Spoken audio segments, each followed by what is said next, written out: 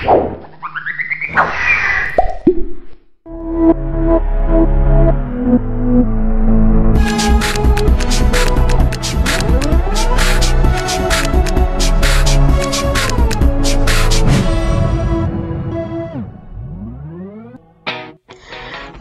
gabi mga ka-TSA!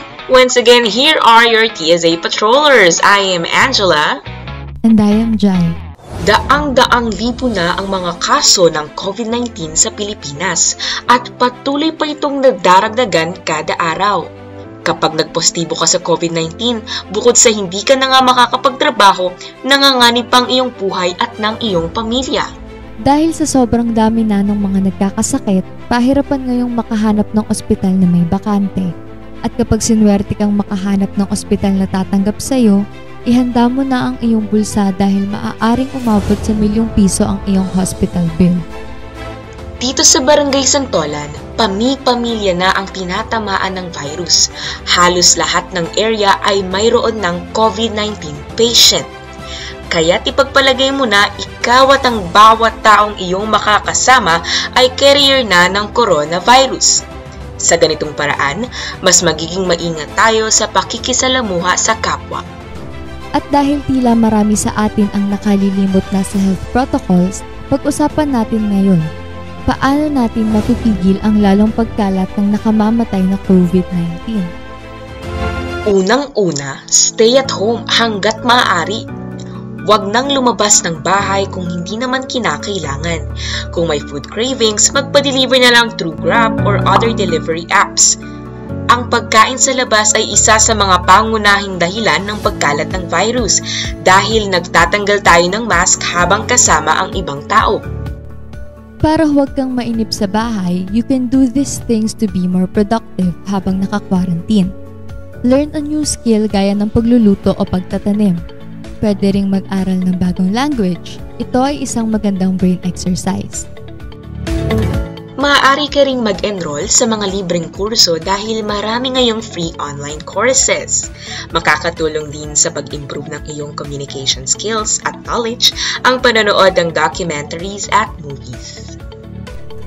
At dahil may time ka ngayon, why don't you reconnect with friends na matagal mo nang hindi nakakausap? Sa gayon, there'd be 2 less lonely people in the world. What if kailangan talagang lumabas dahil sa trabaho or other essential travels? Kung talagang kinakailangang lumabas, huwag kalimutang magsuot ng mask at face shield. Your mask and face shield should cover your nose, mouth, and chin. Huwag na huwag kalimutan ang physical distancing kahit pa ikaw ay nakamask at face shield. Siguraduhin ikaw ay mayroong at least 1 metrong distansya mula sa ibang tao. The farther away, the better. Basta mga ka-TSA, always remember to avoid the 3 C's: crowded places, close contact settings, and confined spaces. Pag uwi sa bahay, linisin ang kamay pagkatapos mong tanggalin ang face mask. Huwag hayaang pakalat-kalat ang mask matapos itong gamitin. Alalahanin mong puno ito ng virus kaya't kailangang ma-dispose ng maayos. Maligo na rin kaagad at labhan ang mga damit na na-expose sa labas. Kasabay nito mga ka-TSA, huwag po nating kalimutan ang good hygiene sa lahat ng pagkakataon. Ugaliing maglinis ng kamay lagi gamit ang alcohol-based hand rub o sapon at tubig. Ayusin ang paghuhugas para siguradong tanggal ang mga mikrobyong dumikit sa kamay. Iwasang hawakan ang mga mata, ilong at bibig. Sabi nga nila, avoid touching men, mouth, eyes, and nose.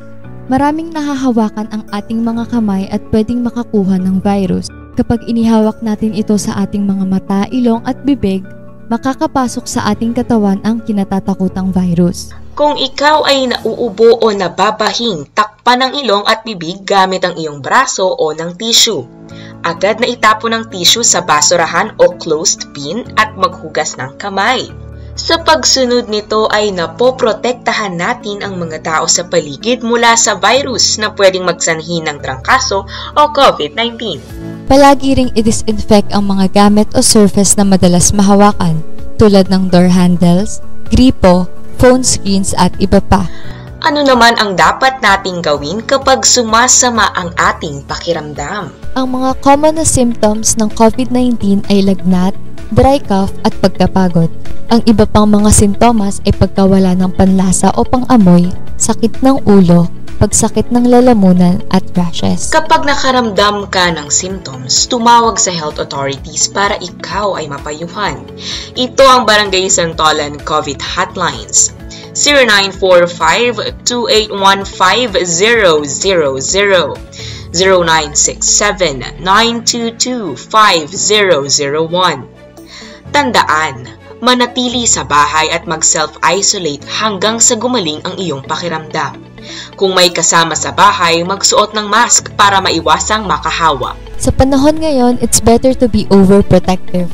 Mag-extra ingat bago mahuli ang lahat. Tama ka dyan, Jai. Mas maiging maging maaga at responsable dahil prevention is better than cure. At pinakamahalaga sa lahat, huwag kalimutang manalangin at gumawa ng mabuti sa kapwa. Spread kindness instead of spreading the virus.